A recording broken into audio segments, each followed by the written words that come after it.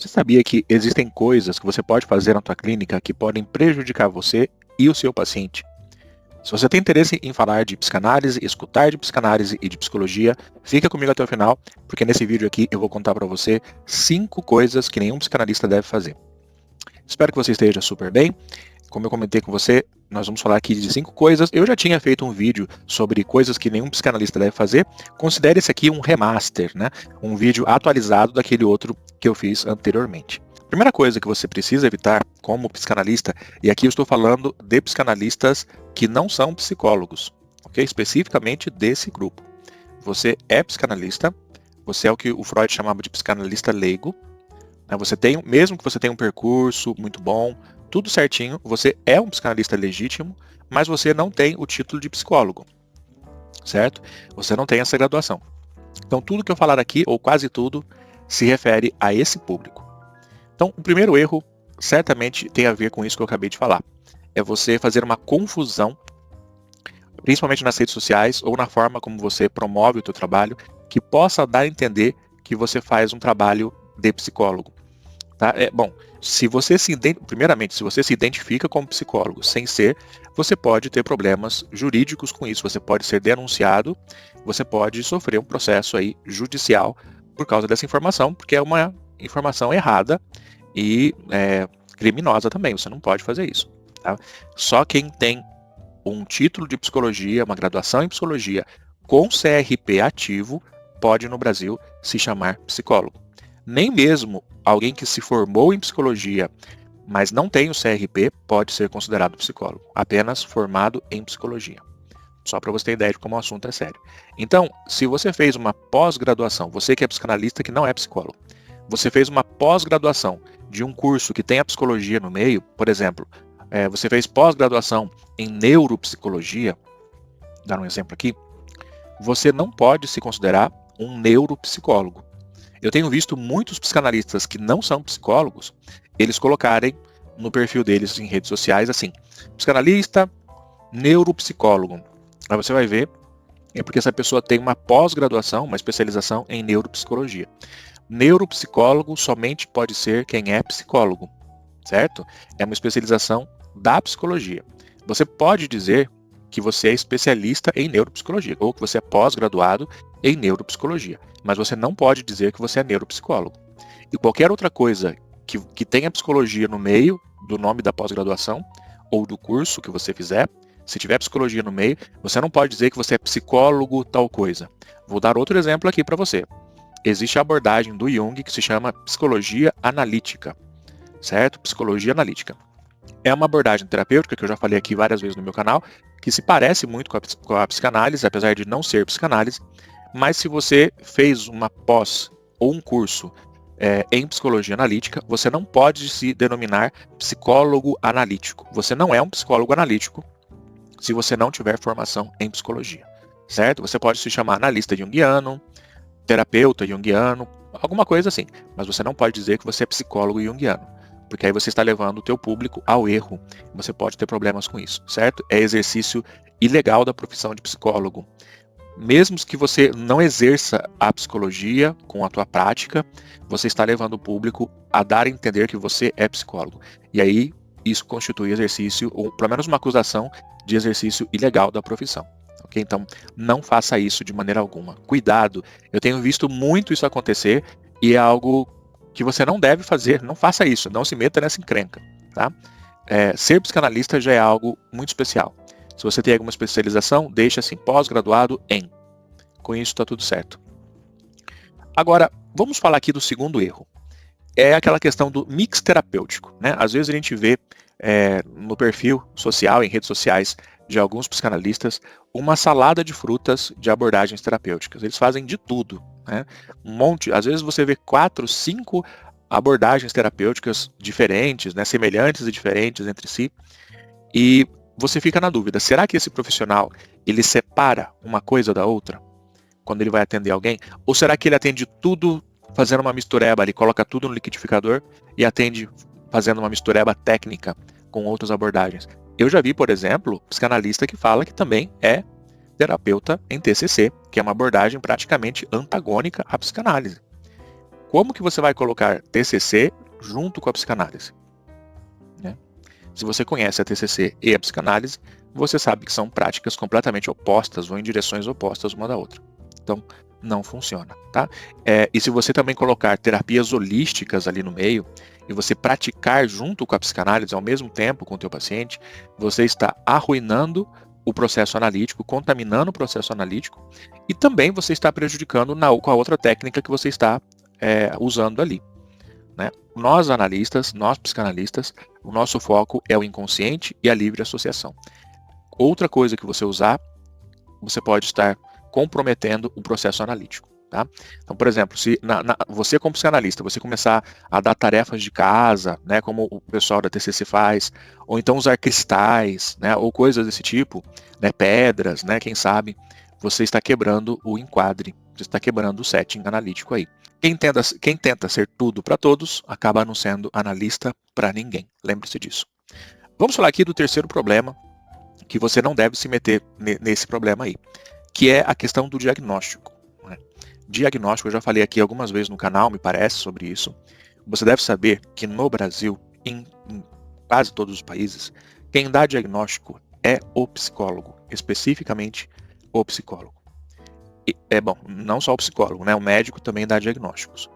Então, você como psicanalista, você não pode, por lei, você é proibida de dar diagnósticos nosológicos para o seu paciente. Então, você não pode dizer assim, olha, você tem um TAG, né? Você tem uma depressão maior, você tem, sei lá, você tem TDAH. Então, esse tipo de diagnóstico nós não podemos fazer se você for um psicanalista leigo. Você é proibido de dar esse tipo de diagnóstico. Você não pode falar para o teu paciente que você tem isso ou aquilo, né, esse diagnóstico. E muito menos preparar um documento que diga esse tipo de coisa para o teu paciente. Né, algum laudo, por exemplo. Né, eu estou dando um laudo aqui que eu percebi que meu paciente é autista. Cuidado, isso é totalmente ilegal.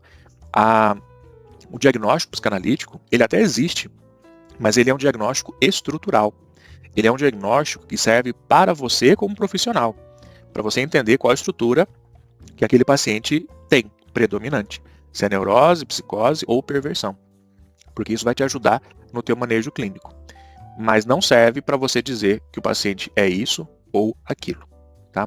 Então, diagnóstico, se você não é psicólogo nem médico, você não pode dar. E eu recomendo até que você evite até falar os nomes dos diagnósticos, se você puder. Nem sempre, né? Às vezes o paciente vai perguntar, então, eu ouvi dizer que o autismo é assim ou assim. Você até pode falar, assim, olha, eu já li que o autismo funciona dessa forma. Eu já li sobre isso. Né? Mas você vai parar por aí, você não vai ir adiante e dizer que a pessoa tem ou não tem alguma coisa. E muito menos você querer fazer um teste, que eu tenho um teste aqui para determinar se você é autista, por exemplo. Você não pode fazer isso. Porque fazer testes para você conseguir um diagnóstico é prática exclusiva de psicólogos.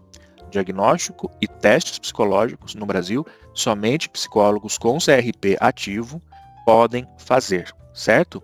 Não cometa essa bobagem se você for um psicanalista que não é psicólogo. Por favor. Principalmente quem está começando na psicanálise, às vezes tem essa tentação de querer fazer isso.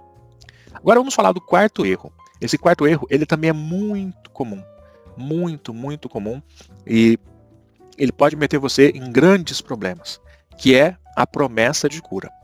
Você, com certeza, se você gosta de falar de terapias, você já deve ter encontrado pessoas que nas redes sociais falam explicitamente que curam ansiedade, depressão, até autismo e TDAH.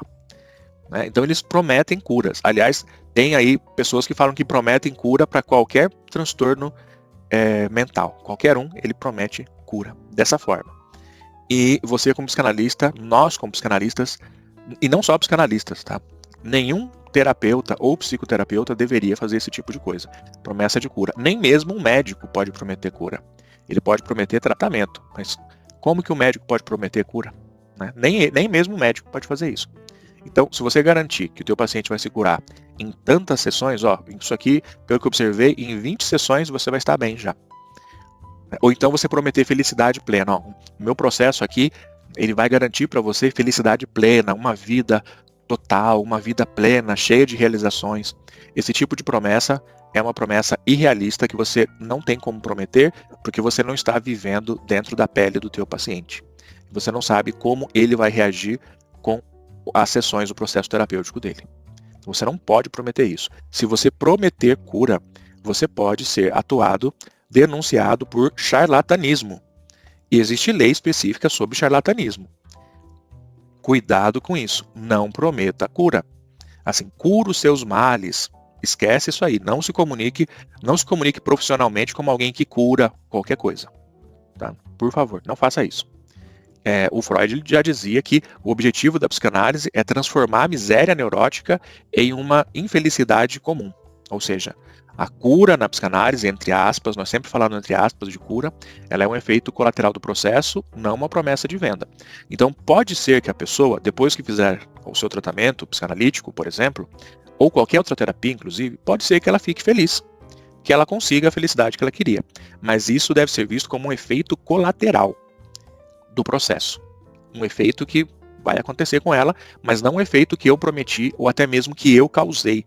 Você não cura ninguém.